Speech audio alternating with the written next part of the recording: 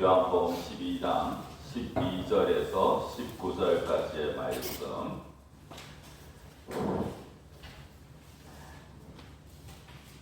제가 공독해 드리겠습니다. 그 이튿날에는 명절에 온 큰 무리가 예수께서 예루살렘으로 오신다는 것을 듣고 종려나무 가지를 가지고 맞으러 나가 외치되 호산나 찬송하리로다 주의 이름으로 오시느니 곧 이스라엘의 왕이시여 하더라. 예수는 한 어린 나귀를 보고 타시니 이는 기록된 바 시온 따라 두려워하지 말라 보라 너희 왕이 나귀 새끼를 타고 오신다 함과 같더라. 제자들은 처음에 이 일을 깨닫지 못하였다가 예수께서 영광을 얻으신 후에야 이것이 예수께 대하여 기록된 것인가 사람들이 예수께 이같이 한 것임이 생각났더라. 나사로를 무덤에서 불러내어 죽은 자 가운데에서 살리실 때 함께 있던 무리가 증언한지라. 이에 무리가 예수를 맞으면 이 표적 행하심을 들었음이더라. 바리새인들이 서로 말하되 볼지어다 너희 하는 일이 쓸데없다. 보라 온 세상이 그를 따르는도다 하니라. 아멘. 오늘 본문은 예수님께서 이제 나사로의 집에서 하루를 머무신 다음 날입니다. 이날부터 예수님의 행보가 좀 이전과 다른 모습을 보입니다.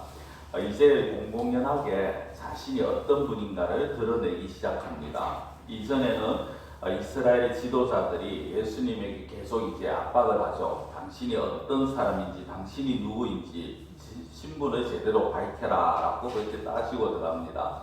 그런데도 예수님은 늘 인자 같은 좀 애매모호한 단어를 사용하시면서 그렇게 피합니다. 요한복음 6장에 보면은 무리들이 달려와서 억지로 임금 삼으려 하실 때도 일부러 산으로 피하시고 7장에 와서 동생들이 당신이 정말 메시아면 왜 숨어 다니냐 하고 분쟁될 때도 아직은 내 때가 아니다 라고 그렇게 말씀을 하십니다. 근데 이제 오늘 본문에 보면요 나귀 새끼를 타고 예루살렘에 입성하시겠다라고 하는 겁니다.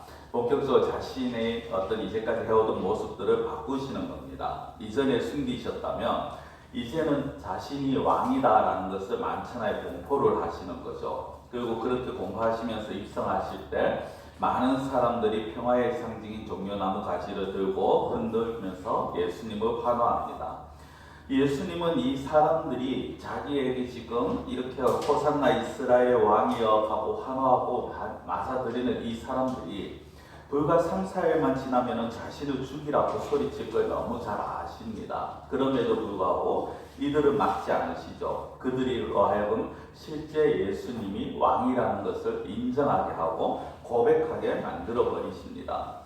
그렇게 이제 사람들이 환호를 하고 어린아이들까지 합세해서 예수님을 환호하니까 대제사장과 바리새인들이 이제 예수님에게 따지기 시작합니다. 화를 냅니다.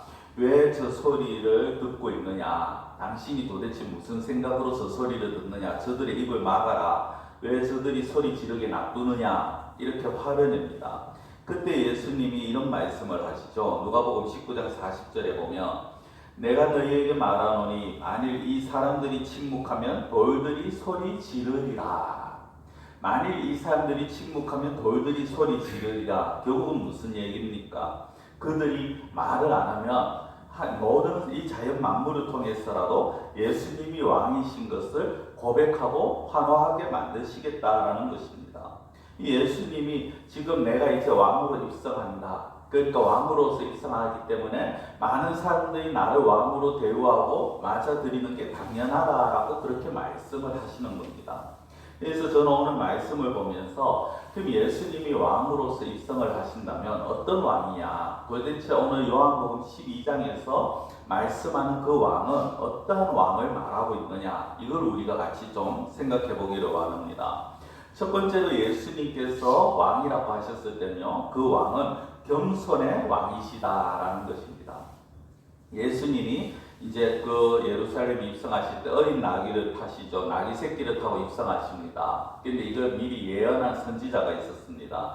15절에 보면 기록된 바라고 나오는데 이 기록된 것이 무엇이냐, 어디냐, 바로 스가랴 9장 9절입니다. 이렇게 나옵니다.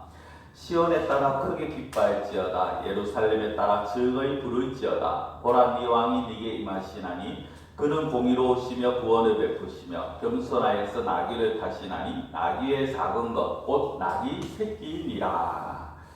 성도 여러분, 여기 스가랴가요, 그 공의로우시고 구원을 베푸시고 겸손하여서 나귀를 타신다라고까지만 해도 될 건데, 뒤에 나귀의 크기를 직접적으로 언급을 합니다. 나귀의 작은 것이다, 나귀 새끼다 라고 그렇게 크기를 언급하고, 예수님은 이 선지자를 통해서 하신 하나님의 말씀을 지금 그대로 이루어 가시는 거죠. 하나님의 말씀을 따라 사신 분이시고 그 말씀 따라 죽으신 분이시 예수님이 그 말씀을 또한 지금 이루어 가십니다. 마태복음에 보면요, 예수님이 제자들을 보내서 나귀를 끌고 오게 할 때도 제자들이 나귀와 나귀 새끼를 같이 끌고 오게 합니다. 그런데 우리가 상식적으로 생각해 봐요. 새끼는 아직 어립니다. 그렇죠. 그래서 그것을 탄다라는 것 자체가 이 짐승에게 너무 혹독한, 가혹한 겁니다. 그리고 좀 안정감을 위해서도 어미 나귀를 타는 것이 가장 안전한 그런 모습을 보입니다. 그럼에도 불구하고 예수님은 그 중에서 새끼를 타신다라는 겁니다. 나귀 새끼를 끌고 와서 새끼만 있어서 새끼를 타신 게 아니라 예수님은 굳이 나귀의 새끼를 타셨다라는 것이죠.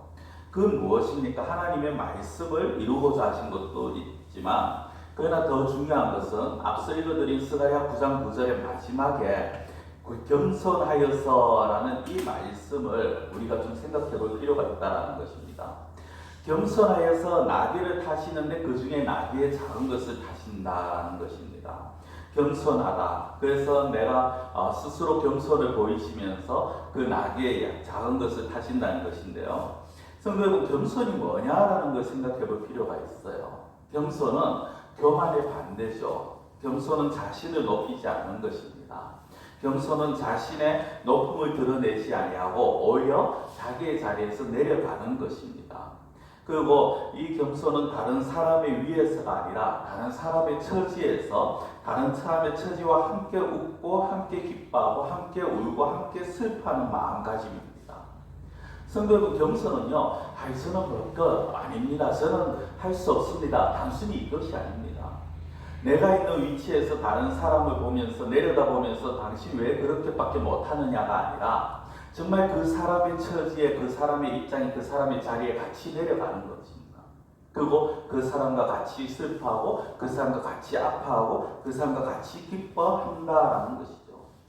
그래서 이러한 겸손은 사실 누구나가 그렇게 가지지를 못합니다. 마음이 온유한 자만이 겸손할 수 있는 것이죠. 마음이 온유하다라는 것은 마음이 부드럽고 따뜻하다라는 겁니다. 그렇기 때문에 다른 사람에게 상처를 주지를 않습니다. 말 한마디, 행동 하나에도 다른 사람을 생각하고 배려합니다. 제가 가끔 사람들 만나면요, 가끔 이런 분들 만납니다. 왜 지금 교회 안 나오십니까? 하면 내가 누구 때문에 기분이 나빴어, 내가 누구 때문에 상처를 받았어라는 말을 간혹 듣습니다. 성도 여러분, 그건 우리는 생각할 때 평상시에 아무렇지 않게 하는 말일 수 있어요. 그리고 크게 생각하지 않고 평상시에는 이게 저 사람에게 무슨 상처가 될까라는 그런 생각이 들 수 있는 말들도 어떤 경우에는 그 사람에게 굉장히 크게 다가올 수 있고 비수처럼 찔릴 수가 있다는 것입니다. 그래서 우리는 내가 말 한마디 할 때, 내가 생각 하나 할 때, 그 행동으로 한번 옮길 때 굉장히 여러 번을 생각하고 심사숙고해서 해야 된다는 것이죠.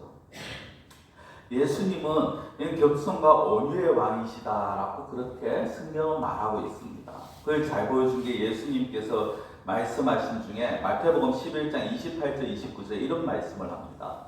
수고하고 무거운 짐진 자들아 다 내게로 오라. 내가 너희를 쉬게 하리라. 나는 마음이 온유하고 겸손하니 나의 멍에를 메고 내게 배우라. 그리하면 너희 마음이 쉼을 얻으리니. 성도 여러분, 여기에 보면 수고하고 무거운 짐진 자, 특별한 사람만이 아닙니다. 모든 인생이죠. 모든 인생입니다. 우리 인생 한편으로 잠깐 있다가 사라지는 그런 안개와 같이 한순간입니다. 그러나 또 한편으로 보면은 마치 긴 터널, 그것도 눈물과 고통으로 만들어진 긴 터널을 지나는 것처럼 느껴질 수도 있습니다.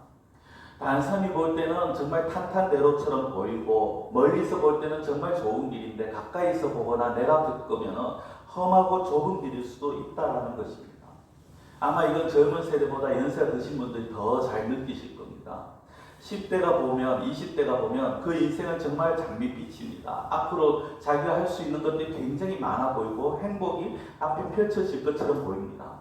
그러나 20대 들어가고 30대 들어가고 40대, 50대, 60대 가면 갈수록 우리가 느끼는 게 뭡니까? 아, 우리 인생이 참 험하다. 정말 힘든 인생이다. 그런 면에서 보면은 사실 우리는 모두가 수고하고 무거운 짐이 잘하는 것이죠. 또한 오늘 여기 이 짐이라고 말했을 때 이 짐은 크게 두 가지를 우리가 생각해 볼 수 있습니다. 하나는 우리가 복음을 통해서 알 수 있듯이 이 성경을 통해서 나오는 가장 큰 짐이죠. 죄와 사망이 주는 영적인 짐입니다. 죄가 우리를 짓누르고 죄로 인한 자책이 우리를 짓누릅니다. 죄의 결과인 죽음의 공포가 우리를 두렵고 떨게 만듭니다. 밤낮 없이 죄와 죽음의 고통 속에서 우리는 얽매여 살고 있습니다. 그러나 예수님을 만난 자들은 그 예수님을 믿은 후에 새 생명을 얻고 죄와 사망이 누르는 짐에서 자유함을 얻게 되어집니다.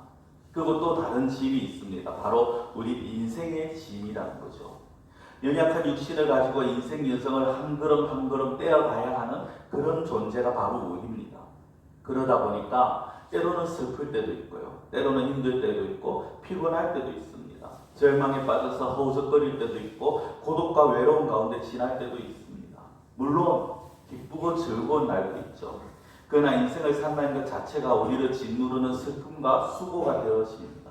그러한 짐들을 지고 있는 우리가 쉼을 얻기 위해서 어떻게 해야 되느냐? 예수님께 나아가야 한다는 것입니다. 예수님은 스스로가 자신을 온유하고 겸손한 자다라고 말씀을 합니다. 그 온유와 겸손한 예수님 옆에 있을 때, 그 예수님께 나아갈 때 그때만이 우리가 마음의 참 평안을 누릴 수가 있는 것입니다. 우리가 무거운 인생의 짐을 지고 가다가 지쳐 쓰러질 때 그 짐을 함께 지고 가주시는 분이 누구시냐? 바로 겸손의 왕인 예수님이십니다. 한번 생각해 보십시오. 사람들은요, 처음에는 용기를 주는 것 같고 위로합니다. 그러나 시간이 좀 지나면 어떻게 합니까? 왜 빨리 일어나지 않냐고, 왜 빨리 서두르지 않냐고, 왜 빨리 회복하지 않냐고 오히려 닥달을 합니다. 그러나 예수님은 그렇지 않죠. 오히려 우리를 부축합니다. 그리고 이렇게 세우시면서 우리에게 이렇게 말씀합니다. 내가 너와 같이 있다. 내가 너와 항상 함께 있다. 그러니까 우리 같이 일어서자. 같이 나아가자. 여러분, 예수님이 겸손의 왕이시라는 이 사실은요, 우리가 누구라도 언제든지 예수님 앞에 나아가면 예수님이 받아주신다는 겁니다. 예수님은 세상의 권력자들처럼 본인을 내세우지 않습니다. 높은 자리에 있는 사람들처럼 높은 호위의 자리에서 많은 사람들의 호위를 받으면서 그렇게 경호를 받으면서 우리를 보고 계시는 분이 아닙니다. 그런 분이라면 우리가 예수님께 나아가지 못하겠죠. 그러나 예수님은 우리와 가까이 하시기 원하시는 분입니다. 지금도 우리 옆에 계시는 분입니다. 그걸 어떻게 알 수 있습니까? 그 예수님이 친히 인간의 몸을 입고 이 땅에 오셨지 않습니까? 이 인간의 몸을 입고 오시지 않으셔도 될 예수님인데 우리와 함께 하시기 위해서 인간의 몸을 입고 이 땅에 오셨다는 것입니다. 그리고 우리를 위해서 손을 내밀어 주십니다. 성도 여러분, 제가 좋아하는 찬양 중에 한 곡인데요. 모든 분들, 아마 많은 분들이 잘 아시는 찬양일 겁니다. 나의 등 뒤에서, 그렇죠? 나의 등 뒤에서 나를 도우시는 주, 나의 인생길에서 지치고 고나여 매일처럼 주저앉고 싶을 때 나를 밀어주시네. 나의 등 뒤에서 나를 도우시는 주, 평안히 길을 갈 땐 보이지 않아도 지치고 고나여 넘어질 때면 다가와 손 내미시네. 나의 등 뒤에서 나를 도우시는 주, 때때로 뒤돌아보면 여전히 계신 주, 잔잔한 미소로 바라보시며 나를 재촉하시네. 그리고 후렴이 어떻게 됩니까? 일어나 걸어라, 내가 새 힘을 주리니 일어나 너 걸어라, 내 너를 도우니. 혹시 지금 무겁고 답답하십니까? 지쳐 계십니까? 외로우십니까? 사람을 봤는데 그 사람들이 나에게 힘이 아니라 오히려 고통이 되어지는 것 같습니까? 오히려 세상은 내게 너무 험하고 악한 존재처럼 다가옵니다. 우리의 힘으로 이 어둠을 헤쳐나갈 수 없습니다. 그럴 때 성도 여러분 기억하십시오. 나귀 새끼를 타고 오신 그 겸손의 왕이신 예수님, 그 예수님은 지금도 여러분들을 바라보고 계시고 여러분들에게 손을 내밀고 계시고 여러분들이 그 예수님을 붙들기를 원하십니다. 이 사실을 믿으시고 그 예수님을 바라보고 믿고 붙드시는 성도님들이 되시기를 간절히 축원합니다. 두 번째로 예수님은 어떤 왕이시냐? 희생의 왕이시다라는 겁니다. 희생하신 왕입니다. 여러분 마가복음에 보시면요, 예수님이 제자들을 보내서 나귀를 끌고 오게 하실 때 아무도 타보지 않은 나귀 새끼라고 그렇게 명하십니다. 예수님이 그렇게 말씀하신 나귀 새끼를 끌고 오라고 명하신 부분이 마가복음에 나와요. 아무도 타보지 않은 나귀 새끼입니다. 왜 예수님이 아무도 타보지 않은 나귀 새끼를 지목하셨고 그거를 타셨을까? 거기에는요, 하나님의 율법과 연결이 되어집니다. 모세오경을 통해서 주신 하나님의 율법에는요, 아무도 타보지 않은 나귀를 타야 된다, 이 말씀이 직접적으로 나오지는 않아요. 그런데 율법에 보면은 하나님의 제단에 바쳐지는 제물에 대해서 이런 말씀이 있습니다. 하나님께 드리는 제물에 쓰이는 짐승은 멍에를 메어 보지 않았어야 되고요, 논밭을 갈았는 짐승은 되지 않습니다. 그러니까 가축으로서 어떤 도구를 사용해 보지 않았어야 된다는 것이고요. 이게 사람을 태운다는 입장에서는 같이 적용이 되어서 사람을 한 번이라도 태워보지 않은 짐승만이 하나님 앞에 제물로 드릴 수가 있는 것입니다. 이건 무엇을 의미합니까? 지금 예수님이 예루살렘 성에 입성하실 때 자신이 단순히 내가 왕이다라고 드러내면서 자신을 높이는 게 목적이 아닙니다. 예수님은 예루살렘에 입성하셔서 그 입성하신 목적은 결국 내가 인류의 모든 죄악을 내가 담당하고 속죄 제물로 드리겠다라는 것입니다. 내 몸을 하나님 앞에 제물로 바치겠다라는 것이죠. 그렇기 때문에 그 제물로 바쳐지는 예수님을 태우는 나귀조차도 당연히 사람을 한 번도 태운 적이 없어야 된다라는 것입니다. 성도 여러분, 예수님은 십자가의 죽으심으로 인해서 이루어질 어린 양이 되셨습니다. 예수님의 희생은요, 하나님의 희생이라고 볼 수도 있습니다. 예수님의 죽음은 속죄이면서 또한 동시에 대속의 제물입니다. 속죄라는 건 죄의 값이라는 것이죠. 대속이라는 건 다른 사람을 대신해서 속죄하셨다는 겁니다. 예수님이 죄가 있어서 예수님이 속죄하셨다는 것이 아니라 죄가 없는 예수님이시지만 우리들의 죄를 위해서, 우리들의 죽음, 우리의 형벌과 저주를 위해서 대신 달리시고 대신 죽으셨다는 것입니다. 예수님 이전에는요, 사람들이 제물을 드릴 때는 반드시 피가 흘려야 됐습니다. 피 흘림이 없는 속죄 제물은 있을 수가 없었죠. 그리고 그 피를 흘린다는 것, 그 짐승을 잡을 때, 양이나 소나 이런 어떤 짐승을 잡을 때 그 잡히는 짐승의 머리에는요, 항상 그 주인이 손을 얹고 안수기도 합니다. 그 안수기도가 무엇이냐면 나의 모든 죄를 이 짐승에게 전가합니다라는 것입니다. 하나님, 내 죄를 대신해서 이 짐승이 지금 죽으니 이 양을 받으시고 이 소를 받으시고 내 죄를 용서해 주십시오. 이게 소를 드릴 때, 양을 드릴 때 그 머리에 안수하는 것입니다. 그렇게 짐승이 죽어가죠. 그게 대속의 제물이고 대속의 죽음입니다. 근데 예수님이 그 대속의 제물이 되셨다는 거예요. 베드로전서 2장 24절에 보시면요, 친히 나무에 달려 그 몸으로 우리 죄를 담당하셨으니 이는 우리로 죄에 대하여 죽고 의에 대하여 살게 하려 하심이라. 그가 채찍에 맞음으로 너희는 나음을 얻었나니. 성도 여러분, 친히 나무에 달려서 그 몸으로 우리 죄를 담당하셨다. 이게 대속인 것입니다. 예수님께서 나귀 새끼를 타고 예루살렘에 입성하신 것은 바로 이 대속의 죽음을 당하시기 위해서라는 것입니다. 이 자리에 그런 분들이 안 계시기를 바랍니다만은, 아직 예수님이 나의 구원자고 예수님이 나의 죄를 담당하셨다라는 그 사실이 믿어지지 않는 분들에게는 정말 오늘 이 시간에 희생의 왕으로 오셔서 우리를 위해 대속 제물이 되어주신 그 예수님이 믿어지시는 은혜가 임하시기를 축원합니다. 자, 마지막으로 어떤 왕이냐? 구원을 주시는 왕이다. 구원을 주시는 왕. 나귀 새끼를 타고 예수님이 예루살렘에 입성하신 것은 대속의 제물이 되어주시고, 그 대속의 제물이 되신 이유가 뭡니까? 결국에 구원인 것입니다. 그렇죠? 자, 오늘 본문은 아닙니다만 조금 내려가서 24절에 보면 이렇게 나옵니다. 내가 진실로 진실로 너희에게 이르노니 한 알의 밀이 땅에 떨어져 죽지 아니하면 한 알 그대로 있고 죽으면 많은 열매를 맺느니라. 성도 여러분, 한 알의 밀이 누구를 의미합니까? 결국 예수님입니다. 예수님이 죽으면 많은 열매를 맺습니다. 그 많은 열매가 무엇입니까? 세상의 모든 인류의 구원인 것입니다. 이 세상에 하나님 없이 저주받은 인생으로 살다가 지옥을 향해서 달려가는 그 수많은 영혼들을 그들을 구원하시는 게 예수님이 이 땅에 오신 목적인 것이죠. 그래서 더 내려가서 32절에 보면 이렇게 말씀합니다.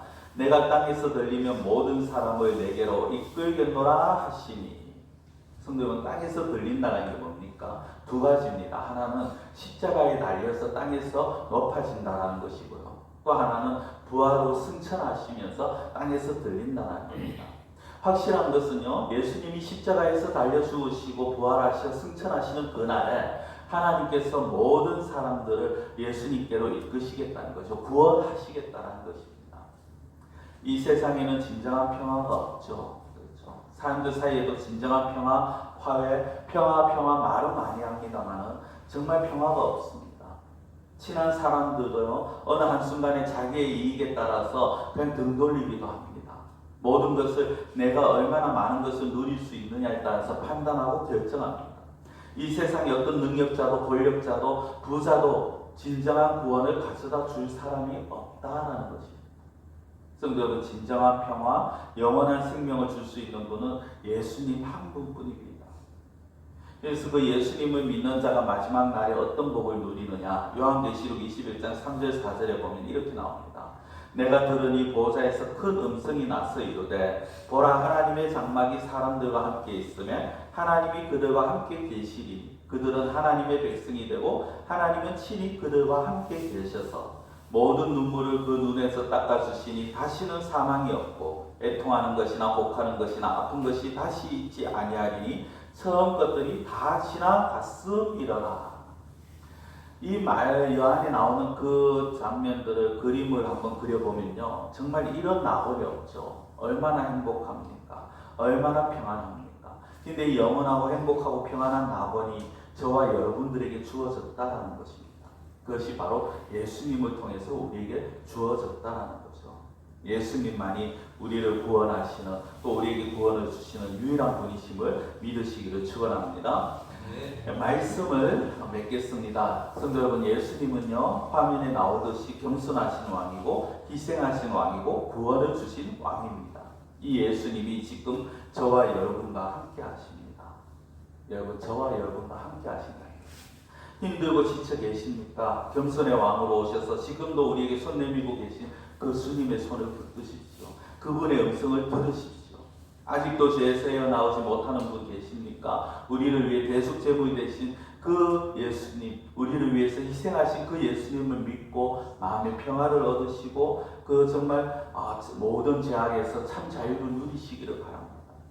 구원의 확신이 없으신 분들, 정말 내가 교회는 다니지만 정말 내가 확실하게 구원을 받았다는 확신이 없으신 분들은 우리에게 참된 구원을 주시기 위해 이 땅에 오신 그 예수님을 마음속에 모으십시오. 그럴 때 그 예수님의 구원이 확신이 임하게 될 것입니다. 지금도 우리에게 말씀하시는 겸손하신 예수님, 희생하신 예수님, 구원의 예수님의 음성을 들으실 수 있는 은혜가 임하시기를 우리 주님의 이름으로 간절히 축원합니다. 기도드리겠습니다. 사랑의 하나님 아버지, 우리 주님 겸손하시고 우리를